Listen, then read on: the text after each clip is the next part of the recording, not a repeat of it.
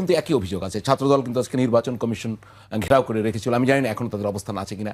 একই সঙ্গে তারেক রহমান সাহেবও কিন্তু বলছে যে বলতে কষ্ট হয় নির্বাচন কমিশনের নিরপেক্ষতা নিয়ে। এই বিএনপি, তারেক রহমান সাহেব বিএনপির চেয়ারম্যান, তিনিও প্রশ্ন তুলেছেন। এখন আপনার কি মনে হয় নির্বাচন কমিশন কি নির্বাচন নিয়ে সংশয় তৈরি করার কোনো প্রক্রিয়ায় যুক্ত, না আসলে ঘটছে কি? মানে ওনার বক্তব্য তো শুনলেন। জি, আমাদের এনসিপির ভাইদেরকে কোনো নির্বাচন ছাড়াই একবারে ঘোষণা দিয়ে দিলে বেশি ভালো হয়, তাহলে সব সমস্যার সমাধান হয়ে যাবে। কি ঘোষণা? ঘোষণা মানে এমপি বানাই দেবে একবারে ডাইরেক্ট। কোনো কথা তো একবার সেটা বলেননি। এটা বলা লাগে নাকি? এটা বলা লাগে না।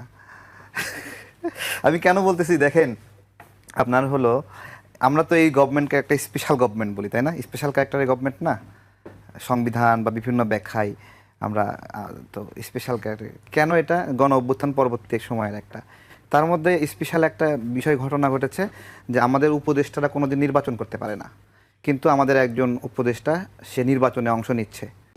তাহলে সবার আগে বাতিল হওয়ার কথা নাহিদের মনোনয়ন, সেটা কেন উপদেষ্টা হয়ে নির্বাচনে অংশগ্রহণ করছে কেন? জুলাই করেছে, জুলাই করলে সব বৈধ, তাই না? তো দ্বৈত নাগরিকের যে বিষয়টা আসছে, আমাদের এই গণ অভ্যুত্থানের আগে বড় একটা অধ্যায় আছে যে রাজনৈতিক কর্মীরা বড় ধরনের নিপীড়নের শিকার হয়েছে, অনেক অনেক বেশি। এই নিপীড়নের বিভিন্ন পর্যায়ে জেল জুলুম খাটা শেষে অনেক রাজনৈতিক কর্মী বিদেশে চলে গেছে, অ্যাসাইলাম নিয়েছে, এবং সবাই অনিশ্চিত যে কবে কী হবে জানি না। এই অ্যাসাইলামের প্রক্রিয়ায় অনেকে বিভিন্ন জায়গায় দ্বৈত নাগরিকের মতো ঘটনা ঘটে গেছে। দ্বৈত নাগরিকত্ব আজকে শুধু নতুন নাই, বাংলাদেশে ইতিপূর্বেও দ্বৈত নাগরিকত্ব নিয়ে অনেক রাজনীতিবিদের এই ধরনের প্রশ্নের সম্মুখীন হয়েছে, পরবর্তীতে নাগরিকত্ব ত্যাগ করে তারা নির্বাচনে অংশগ্রহণ করেছে। এটা হলো একটা বাস্তবতা এবং আমাদের পূর্ব অভিজ্ঞতা।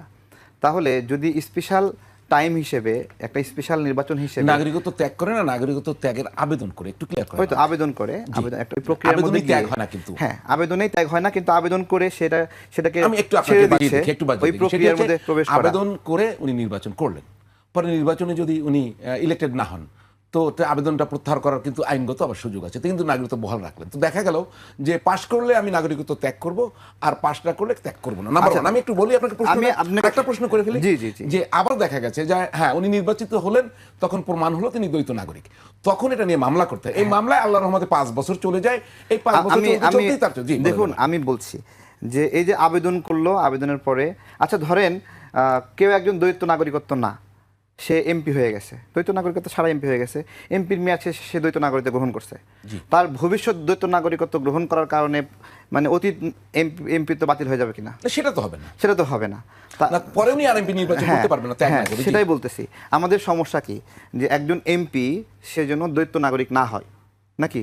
বিষয়টা হচ্ছে, আপনি কি ক্লিয়ার করি যে দ্বৈত নাগরিকত্ব বাংলাদেশে বৈধ, কিন্তু জনপ্রতিনিধি কথাই বলছি, হ্যাঁ, সরকারি কর্মকর্তার ক্ষেত্রে এটা বৈধ না। জি, ক্লিয়ার করেন। হ্যাঁ, আমি যে দ্বৈত নাগরিকত্ব ত্যাগ করার আবেদন করেছে সেই প্রক্রিয়া সম্পূর্ণ হয়নি, এই তো হয় না। তো এটা একটি কৌশল, আমি আপনাকে বলি, কৌশলটা হচ্ছে এরকম, বিভিন্ন দেশে দ্বৈত নাগরিকত্ব ত্যাগের আবেদনের পর এই প্রক্রিয়া শেষ হতে কোথাও 6 মাস, কোথাও 1 বছর। আমি শেষ করি ভাইয়া, কোথাও 1 বছর লাগে, আমি শেষ করি 1 বছর লাগে। ইতিমধ্যে এই আবেদনের প্রেক্ষিতে যদি নির্বাচনে অংশগ্রহণ করার সুযোগ পান, উনি এমপি হয়ে গেলে তো আবেদনের পর উনি দ্বৈত নাগরিক থাকলেন না। আর যদি এমপি না হন, তাহলে এটা পুনর্বহাল করার সুযোগ আছে। আমি সেটাই বলছি, এমপি হলে আমি দ্বৈত নাগরিকত্ব ছাড়বো, এমপি না হলে ছাড়বো না। এটা কি একটি আপনি সৎ কৌশল বলবেন? এমপি না হলে অথবা এমপির মেয়াদ শেষ হলে তো দ্বৈত নাগরিকত্ব হতে পারে, তাই না?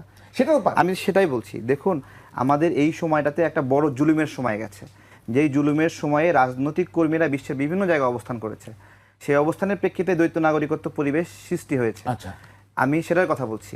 এখানে তো এমন এক্সেপশনাল কেস ঘটলো যে উপদেষ্টারা নির্বাচন করতে পারে না, করে না, কিন্তু একজন উপদেষ্টা নির্বাচন করছে। আসিফ এখানে নির্বাচন করার জন্য যে নির্বাচন করতে পারে না, আমাদের কি এই যে উপদেষ্টা পরিষদ যেটা গঠন হয়েছে হাইকোর্টের রেফারেন্স, সর্বোচ্চ রেফারেন্সে, এটা কি ধরেন তত্ত্বাবধায়ক সরকার, এখানে কি এই ধরনের কোনো রেস্ট্রিকশন আছে কিনা আমি জানতে চাই। আমি তত্ত্বাবধায়ক সরকার বা আমাদের তত্ত্বাবধায়ক সরকার না, এটা অন্তর্বর্তীকালীন রেস্ট্রিকশন ছিল যে এই সরকার যাবে, তারা কেউ নির্বাচন করতে পারবে না। বাংলাদেশে যতগুলো সংকট ছিল, যারা ইন্টারিম গভর্নমেন্টের এই ধরনের ফাংশনে ছিল, তারা কেউই কখনোই নির্বাচনে অংশগ্রহণ করেনি।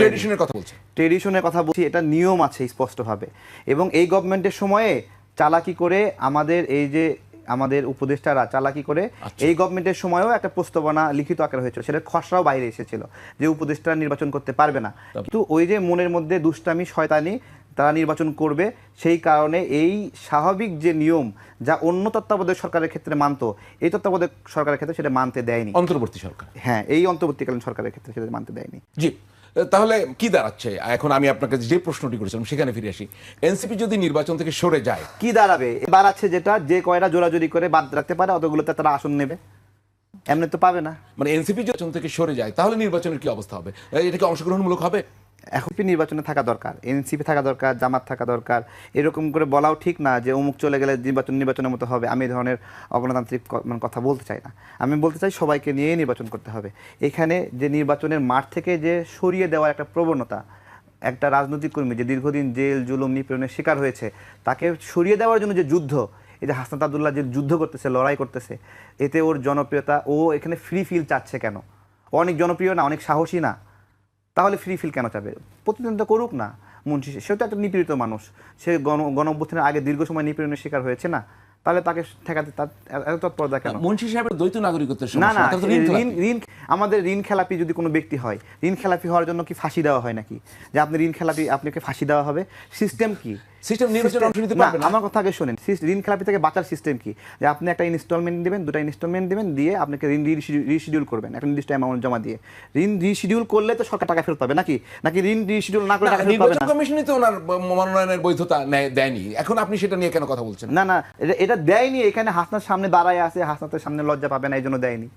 তাই তাছাড়া কি? একজন প্রার্থী কমপ্লেইন করতে পারে না? ডক্টর ইউনূস ঘোষণা করেছে না যে তারা সংসদে যাবে, মন্ত্রী হবে, বিভিন্ন কিছু সবকিছু রেডি করে দিচ্ছে সুন্দরভাবে, পথ পরিষ্কার করছে। এটা ঠিক না, এগুলো গণতান্ত্রিক না।